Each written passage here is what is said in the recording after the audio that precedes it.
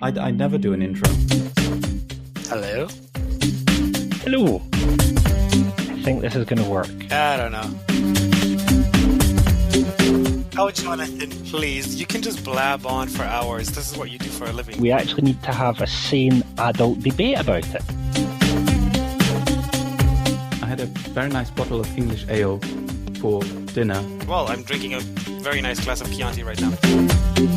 I have tea. So are you going to be the good cop or the bad cop? Oh, no. I'm not going there. I'm going to be the sensible one. I figured that.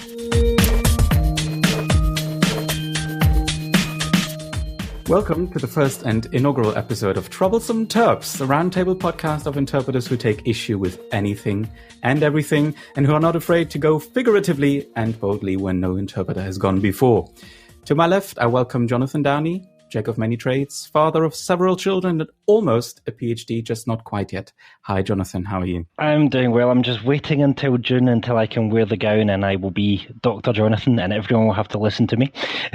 Yes, we hope so too. And to my right is Alexander Gansmeier, conference interpreter in Munich, Germany, who couldn't think of anything funny to say in his introduction. So, hi, Alexander. How are you? Hey, how are you? I'm pretty good. I'm just really looking forward to seeing Jonathan in his pink gown. That's what I'm really looking forward to. Oh, I'm very much looking forward to that. That'll make for a great picture on Twitter, I think. Exactly. We should get that trending. There will be pictures on Facebook. Perfect. Excellent. Our topic today is actually a very serious topic, so we'll stop laughing now. So we'll start by taking apart a recent article from the Wall Street Journal, which you may have read. It is called "The Language Barrier is About to Fall." On that note... Cue the giggling here. Yeah, exactly. On that note, that's actually pretty hilarious because the article was a riot, was a hoot. Yes, I'll put the link into the show notes for this episode. So if you're listening to this, you can go to the website and you can read the article for yourselves. But guys, what was your initial take, just in very broad and general terms, of this article, Jonathan? Okay, I have a really simple take, and this is going to make everyone laugh, but my point is the language barrier has already fallen because interpreters exist. Very good. That's kind of what we're here to do. The rest of the article, I understand where he's coming from, and there's kind of a mix of science and pseudoscience, and we wish it were true. I mean, he has this idea that you can be in the middle of the jungle in Papua New Guinea, have an earpiece in your ear, and somehow in the middle of a jungle where they've not even got electricity, you can get access to big data. Sometimes I have difficulty getting access to big data in Edinburgh, which is mostly civilized. There is no chance that we'll ever get to the stage of 100% internet coverage because it's not commercially feasible. And even then, human beings are just strange, so that's why you have to have interpreters, because we can deal with weirdness. That's what we do for a living. I think it's a wonderful idea. As a Star Trek fan, I think it would be great if it were true. As an interpreter and as someone who's studied interpreting, I can tell you it's not going to happen in any of our lifetimes. What about you, Alexander? I pretty much concur with what Jonathan said. I thought it read a lot like science fiction in certain parts and kind of like wishful thinking. And this might be the German in me, but I was wondering, where are these facts and figures coming from? Where is he getting all this information, or is he literally just pulling it out of his hat? In light of tonight's podcast and also in light of where I'm from, which is Bavaria, which is we have a very strong dialect and a very... Oh, do you? Well, pronounced way of speaking, exactly. Well, he said something about dialects and local intonations being completely, well, basically a non-factor in communication. And that just made me giggle because I thought, listen, I can't even understand what Jonathan says, let alone, what anybody from Papua New Guinea says. So that's not going to change anytime soon. Yeah. Even with machine translation or earpiece interpreting devices or whatever it may be. Yeah, which is just the babblefish reinvented, right? I mean, he stole that. Yeah. Let's be frank. And we all know how good babblefish was at translating. I think there's another point here, and this is maybe moving towards the topic we're going to cover in the rest of the podcast, and that is that we forget that speech recognition software hasn't actually reduced inequality, it's increased it. Mm-hmm. So, for instance, if you have a so-called standard accent, you'll tend to be upper middle class or above. You'll tend to have money, and you'll tend to be the kind of people who can afford to buy expensive software.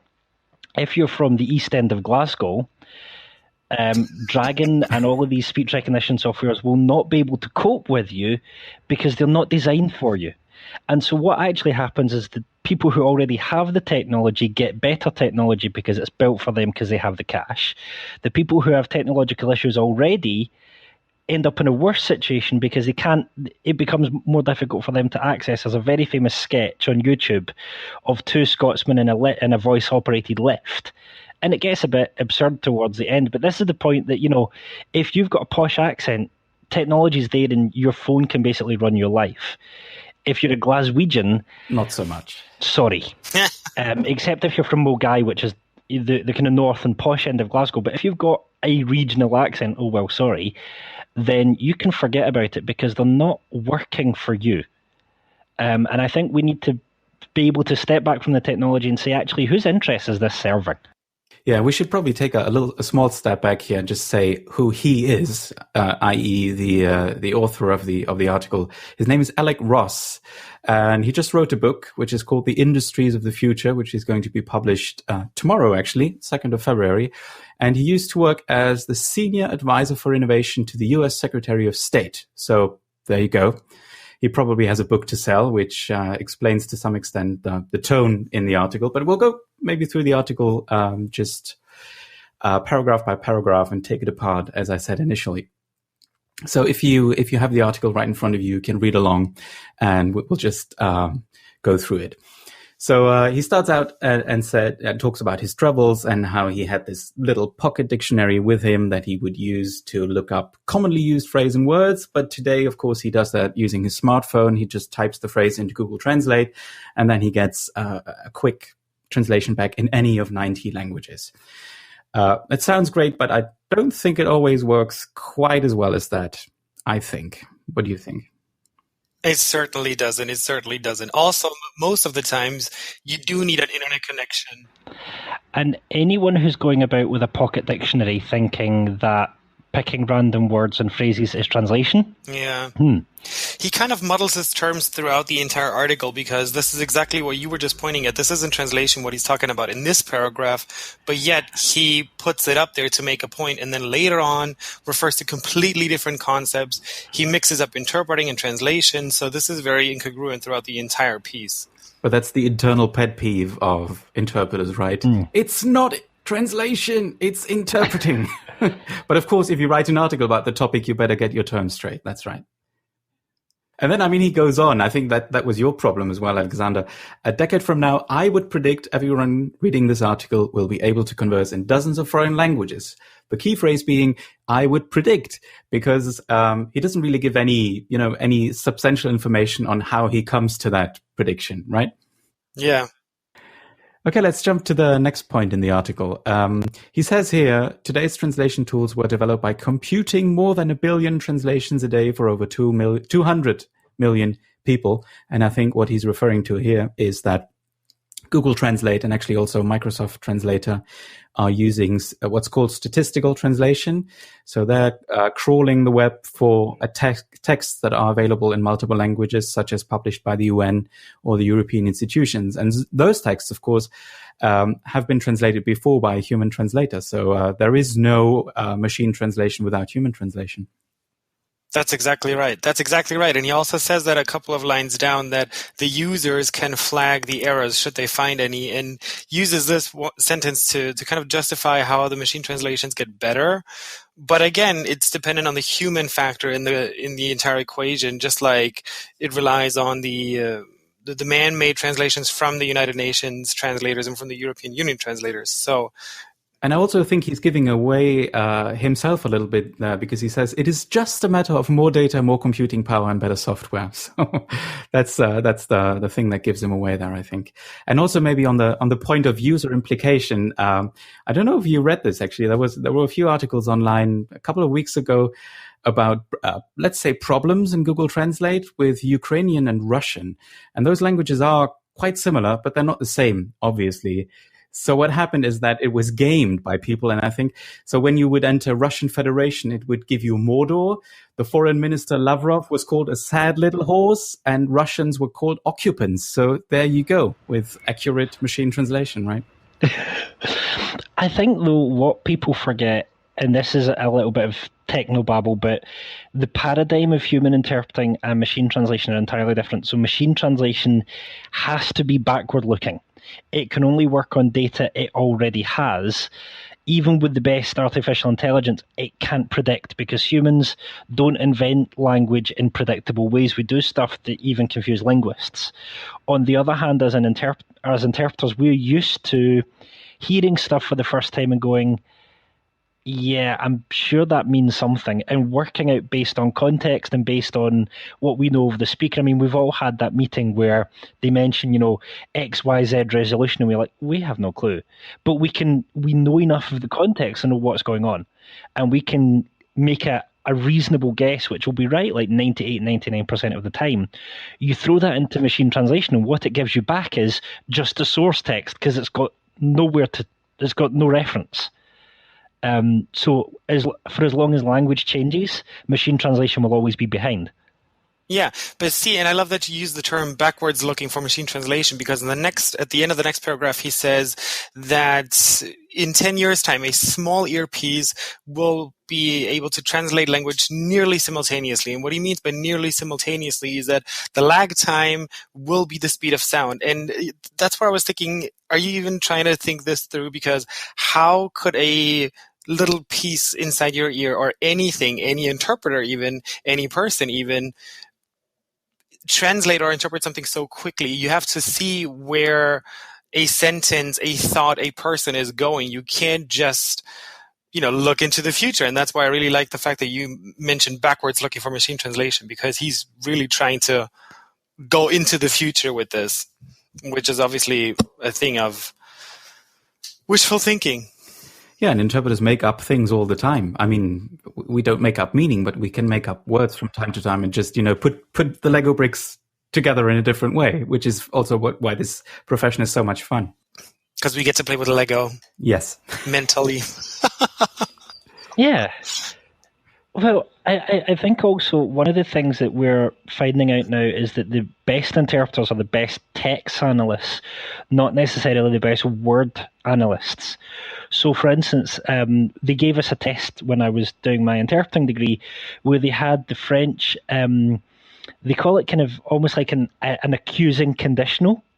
So they're not saying so-and-so has done something. They're doing what we would say in English, so-and-so allegedly did something. But it looks like the conditional in French. In fact, it is a conditional in French. Whatever. And because it looks like the conditional, when you're training, you treat it as a conditional, but it's not. It's simply there so that you don't get sued, like the English allegedly. And so the more as an interpreter you understand little quirks like that. So, Brits, when they're doing a speech, if they say of course, are about to rip apart whatever they say of course to. That's how we do language. Computers will see at whatever level they're taught to parse, they'll go, of course means bien sûr. Well, maybe. Or maybe it means something completely different. We are really, really good at context because humans are great at working out context. Computers can't, because that's not what they do. Yeah, exactly. And also it's a complete bubblefish ripoff, right? The small earpiece. I mean, that's just completely stolen. So dismissed, I think. Let's move on to the next bit, because that's also quite interesting, because here he gets into the territory of Siri and Cortana and the voice assistants. And he says that because of advances in bioacoustic engineering, which I've never heard of, but it's probably just me, measuring the frequency, wavelength, sound intensity, the earpiece in your ear will recreate the voice of the speaker, but speaking your native tongue. I mean, it sounds very cool, but I think it's a bit creepy, actually, don't you think? Very. And I mean, again, that's just completely unrealistic. How, this is just complete science fiction based on nothing but him trying to write a compelling article, which I think, he succeeds in, because this reads it's very riveting. But again, where is he getting any of that from? And well, he's extrapolating on the basis of trends that will stop at some point. Every trend ends, otherwise human beings would be 50 foot tall. Yes. Well put. And it so much reminded me of the promises that we had, I don't know, maybe 60 years ago when they started building computers, because one of the very first use cases actually was trying to do machine translation and thinking, well, it can't be that hard. We'll just take this word and then we put it into the other language and you'd be done with it. But as we've said numerous times now, that's not how language works. That's not how communication works. Yeah. And can I just point out a very practical issue that I have with this particular paragraph, and I think he brings it back again later in the article, is the whole cloud aspect of it. I mean, I'm all for the cloud. I basically live in the cloud, but if you're looking at interpreting or even translation, you don't necessarily want to have everything in the cloud. Your clients, I'm sure, would not appreciate their confidential, finance talks being in the cloud, potentially being hacked, when they don't have to be because they're just simply offline. So I think this is just a very basic technical or technological aspect that's, I'm not too sure about. I just want to throw in something and make a suggestion, and I know you two will hopefully disagree with me. But I think my point is that the reason why techies and science people can treat language as if it's just replace sentence for sentence or word for word is that sadly we've sold interpreting as doing that. We've said to people that interpreting is about being neutral, about being terminologically accurate, about being cohesive, about being grammatically correct. And what we're selling people is dictionaries on legs, so we shouldn't really be surprised if they're trying to replace us with dictionaries on legs, because that's what we've told them that our job is about. And so I want to perhaps make a controversial suggestion that to some extent it's possibly our fault and we haven't done a good enough job of explaining not the neurolinguistics of interpreting, but the sheer people skills involved in interpreting. And maybe if we help people understand how much of our job is people work, they would realize that you can't replace us. It's funny that you would say that, because one of my biggest direct clients, it's a direct selling company from America, and I mean, we all know how Americans love their showmanship. But I kid you not, the very first time that I worked for them, one of the organizers took me to the side and said, "Listen, whatever you do, just remember it's 150% about power and energy, and 50% about the content." So every time I've worked with them and every time that I've organized interpreting teams, I always try to emphasize the fact that they will make sure that the energy comes across, the power comes across, just the enthusiasm. And then kind of like, on a side note, I also say, well, of course, they're also incredibly professional and proficient and expert interpreters. But with that particular client, you really have to stress that they just really know how to basically rile up a crowd in a good way. That's a good point. And I think, Jonathan, what you just said there, that we were trying to sell ourselves as dictionaries on legs, I think it was never really true, because I don't even know if that's possible. I think this is there's a section of it, I think, in my book, which I'm not going to go into, coming out May the 12th, 2016, all good bookshops. But the point is that people will expect what you teach them to expect. And one of the really fascinating things I came across during my PhD is clients whose views of interpreting were changing because they saw interpreters do things that were unexpected but worked really, really well. So they saw interpreters do things like act out what the speaker was saying. They saw interpreters kind of use the speaker as a visual aid sometimes. They saw interpreters create things on the spot.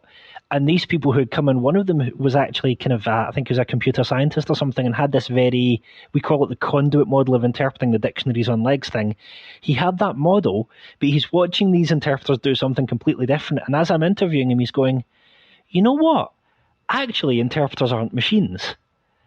And I thought, well, he may have got that from the interview, possibly, but it's far more likely that what he's been doing is he's trying to process these interpreters doing things that none of us are trained to do, but pulling it off amazingly. And his brain is going, but what does that mean?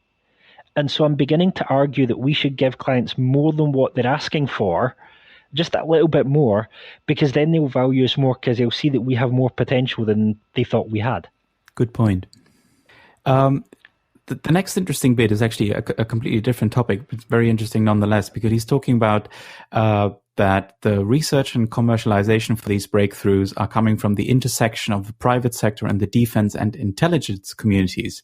So there's a lot of stuff in here.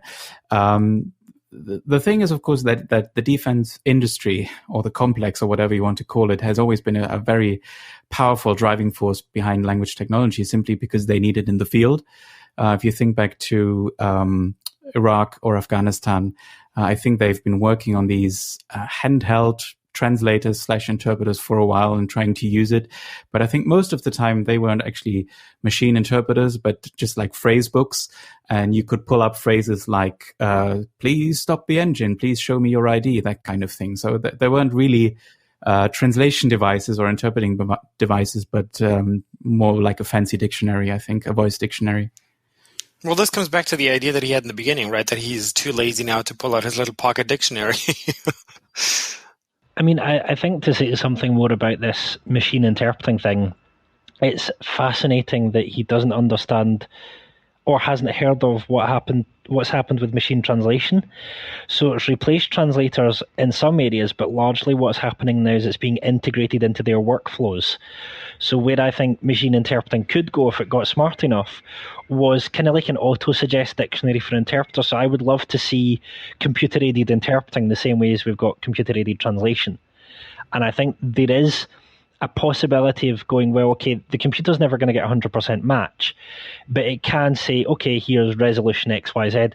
If it hears that, it could feasibly pull up set translations for us, stuff that we wouldn't otherwise know.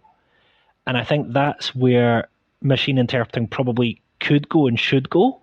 It's not going to replace us, but maybe it could be an aid in our work somehow. Yeah, it could transcribe the numbers for us, for example. I'd like that. That would be very nice. Especially with French. French is easy. Oh, yeah, Danish is worse, I think. But now we're just getting email from those people. We should stop dissing other languages. Just one more bit on this whole intelligence community, which I found a bit creepy as well, because he goes on to say that the National Security Agency and the Israeli National Sigint Unit massively invest in basic research in voice biometrics and translation. So, of course, I mean, they already filter all the phone traffic and internet traffic. Of course, they'd be interested in automatically translating everything that goes through their filters and picking out voice patterns and that kind of stuff, which I don't really like, I must say. Yeah. I think, though, to the extent that what they're doing is pattern matching, then they're doing stuff that computers are really good at. I think to stay on the kind of interpreting side of the argument, it all depends on what interpreting is. If we ever find out that interpreting is simply pattern matching, then we're all out of a job. Sorry, boys. But if we find, I've got this saying that I use where I say, when I started, I thought interpreting was a language activity with people attached. Now I think it's a people activity with language attached. And well, this is the thing, is that you're not just saying, okay, he said he's done an introduction in French, I need to do the same introduction in English. You're understanding where this person is in his or her speech. You're understanding why this is being said. I remember I did a job not so long ago on fisheries policy, and the scientist could say something. And because I'd done it before, I understood not just, okay, the scientist is saying about fish being at this depth. I could understand how that's being understood by the fishermen, and I could then kind of help them, not necessarily always changing what was being said or making a massive difference, but saying it in a way that emphasised the parts they needed. And kind of filtering is the wrong word, but understanding the situation, and so adjusting my interpreting to help the situation work. And I think that's the side of interpreting that we don't like to tell people about. We don't like to admit, because it sounds like we're being inaccurate. It's not that we're being inaccurate. It's just we're doing our job. We're being accurate, but being accurate with what we need to be accurate with, and understanding why we need to be accurate. That's a good point, yeah, because it emphasizes that communication and interpreting actually is not just about the words and, exchanging the words from one language to the next, but rather about communication. And I think that's a bit of the misunderstanding, to put it mildly, actually, that he has in the next bit, where he talks about that the technology will be removing the need for a shared language. And he gives us an example here for Korean-speaking business people talking to Mandarin-speaking executives at a conference in Brazil. They would probably use English now, but using that great technology that he proposes here, they could just, communicate without even knowing that they speak different languages. And there are a few things wrong with that, because at one level, it presupposes that they will give up speaking English, which may not happen and probably will not happen, I'm not sure. And the other thing is that it sort of presupposes that you can just take Mandarin, translate it to Korean, and have it work.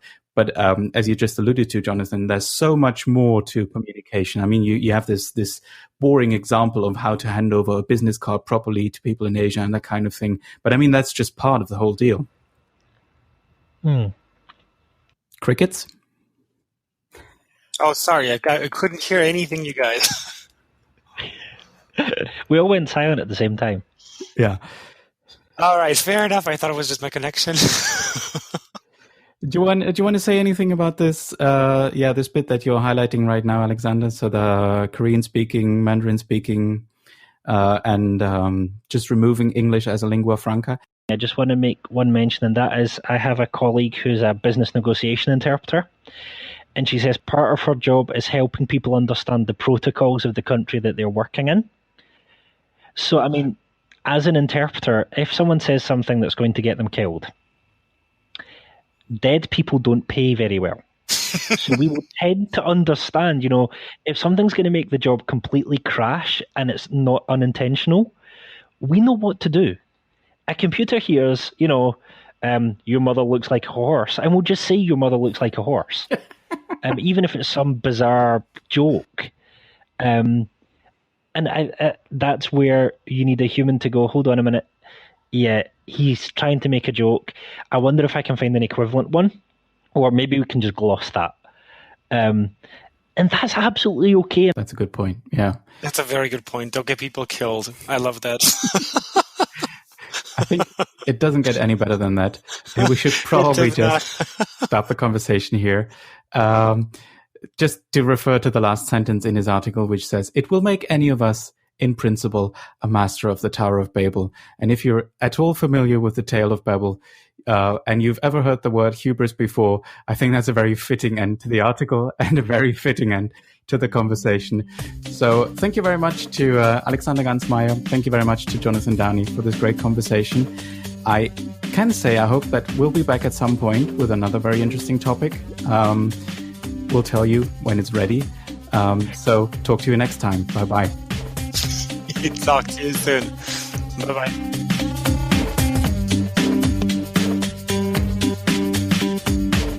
Can I just say for the tape, this is the problem with interpreting technology.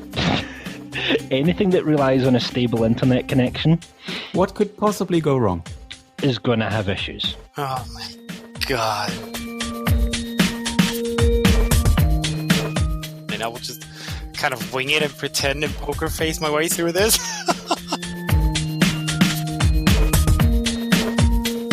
La-di-da-di-da-di-da. We're saying intelligent things there.